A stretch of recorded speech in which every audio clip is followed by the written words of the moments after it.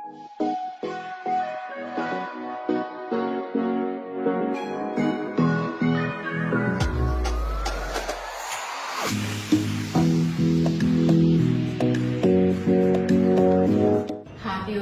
I am Dr. Anusha, consultant at Dr. Vijay's Cosmetology and Hair Transplantation Center.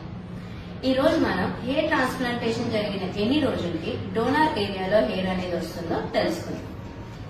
Hair transplantation జరిగిన వెంటనే general గా donor ఏరియాలోని మనకు కొంచెం వాపు నొప్పి అనేది ఉంటుంది.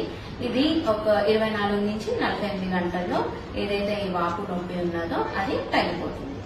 ఆ తర్వాత మీకు 8 నుంచి 15 రోజులకి ఎక్కడి నుంచి అయితే మనం గ్రాఫ్ట్స్ తీసామో అక్కడ మీకు చిన్న చిన్న బ్లాక్ గా స్కిన్ అనేది కనిపిస్తూ ఉంటుంది. దీన్ని మనం క్రెస్ట్ అంటాము.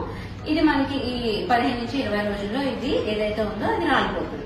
ఇదంతా మనకి హీలింగ్ ప్రాసెస్. సో ఒక 20 డేస్ కల్లా మీకు డోనర్ ఏరియా మొత్తం హీల్ అయిపోతుంది. అయితే హెయిర్ ఎప్పుడు రావడం కనిపిస్తుంది?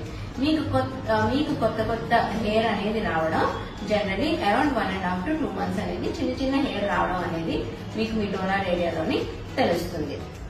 70% ఆఫ్ ద హెయిర్ మీకు రావాలి అంటే it takes around 6 to 8 months time. Complete గా నార్మల్ హెయిర్ రావాలి అంటే అరౌండ్ 9 to 12 months టైం అనేది పడుతుంది. అయితే ఈ హెయిర్ అనేది రావడానికి కూడా కొన్ని ఫ్యాక్టర్స్ మీద డిపెండ్ అయి ఉంటుంది.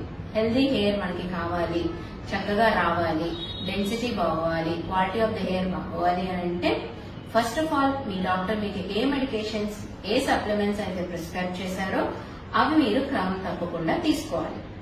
నెక్స్ట్ మీరు ఫాలో అయ్యే diet, it should be a high protein diet. Protein అనేది మన హెయిర్ కి చాలా మంచిది. సో ప్రోటీన్ అనేది మీ ఫుడ్ లో ఎక్కువగా ఉండేటట్టు చూసుకోవాలి.